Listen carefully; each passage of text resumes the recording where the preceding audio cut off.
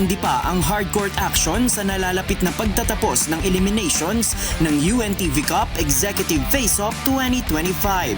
Sa first game, pinatunayan ng defending champion Senate Sentinels na taglay pa rin nila ang champion DNA sa kanilang makapigil hiningang tagumpay laban sa NHA Home Masters noong linggo sa Nova Desi Convention Center sa Quezon City. Mainit ang pulso ni Senator Bongo sa first half na mayroon ng 19 points, 5 dyan ay mula sa 3-point area, 34-28 pabor sa Senado. Entering second half, kumayod ng 10 points si Mario Dale Sotelo para sa NHA. Sumagot naman ng additional 9 points si Senator Go, kaya naman hawak pa rin ng Sentinels ang momentum, 53-43 end of third frame. Last and final quarter, humataw naman ng 12 points si Engineer Cian Andrew Miranda para buhayin ang opensa ng Home Masters. Last 31 seconds, naitabla ng NHA ang score sa 62 points. Ang layup ni John Lebron sabay block sa attempt ng NHA ang tumapos sa game sa final score na 64-62. Dahil sa panalo, umakyat sa ika-4 na pwesto sa standing sa Group B ang Senado at nananatiling buhay ang kampanya sa liga. 2 consecutive na kami, sana nga tuloy-tuloy. Last 2 games sana namin may panalo para naman for the next round is maganda-ganda yung standing namin coming to the next round. Prepared na prepared. Unfortunately, kinapos kami sa tao. Most of them are on assignments. May mga official business sila outside of NCR. And just to show that gusto lang namin ipakita na kaya pa rin namin maglaro, makipaglaro. At we gave it our best. And siyempre, magaling pa rin ang Senate, no? Best player of the game si Senator Bongo sa kanyang best performance na 31 points, 7 coming from beyond the arc, 4 rebounds at 2 assists. Napakaganda po ng laban. Kita nyo, until the last second ng game ay maring tumabla o may manalo sila.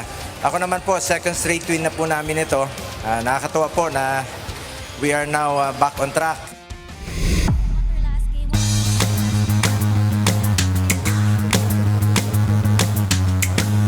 Sa second game, binahiran ng pagkatalo ng GSIS Furies ang Ombudsman Graph Busters. Naging dikit ang laban sa umpisa.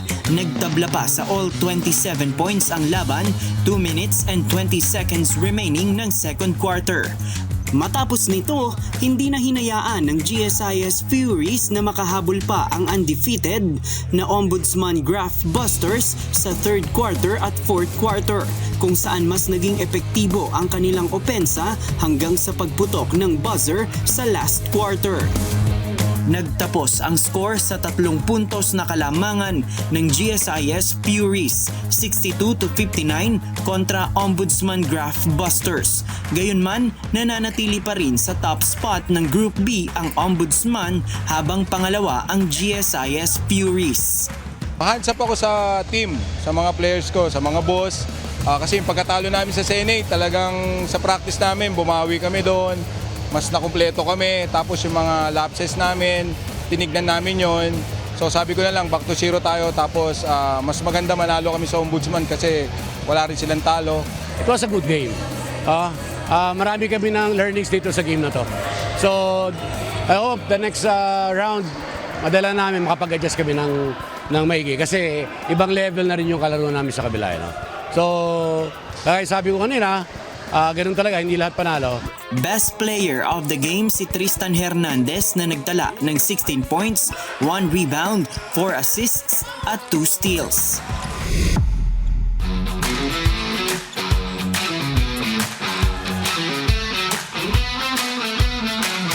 At sa third game, parehong ibinuhos ng BIR Nation Builders at Executive Branch Commanders ang kanilang lakas para ipanalo ang laban. With more than 3 minutes remaining sa fourth quarter, tabla pa sa score na 52-all ang laban at tila parehas ng nauubusan ng hangin ang mga manlalaro ng bawat koponan. Muling nabuhay ang laban nang maipasok ni Palatao ang isang 3-pointer na nagbigay ng kalamangan sa Executive Branch Commanders. Sinundan ito ng isang free throw mula kay Transportation Undersecretary Steven Pastor. Hindi pa doon natapos ang opensa, nakakuha pa si Mark Lapid ng end one play na nagpatibay sa kalamangan ng Executive Branch Commanders at tuluyang nagtulak sa kanila patungo sa panalo. Nagtapos ang laro sa score na 60-56, pabor sa Executive Branch Commanders. Siguro, adjustment namin, depensa talaga namin. Minark down namin number 8 ang BIR. Siguro effort, collective effort ng buong team. Yun lang. Definitely, it was a back and forth ball game, no? So, we just really tried our best to execute on both ends, pero we fell short lang. Best player of the game si Mark Lapid na nag-ambag ng 10 points at 15 rebounds.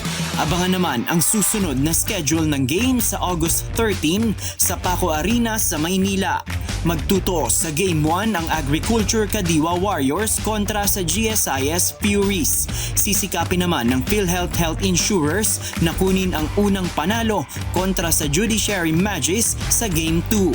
At sa huling game, haharap ang defending champion na Senate Sentinels kontra sa BJMP Greyhounds. Mapapanood ang live stream ng mga laro sa official Facebook page ng UNTV Sports at YouTube channel ng UNTV. Win in sports, win for charity. JP Nunez, UNTV, News and Rescue. Diyos ang aming sandigan, serbisyo publiko ang aming pinahahalagahan.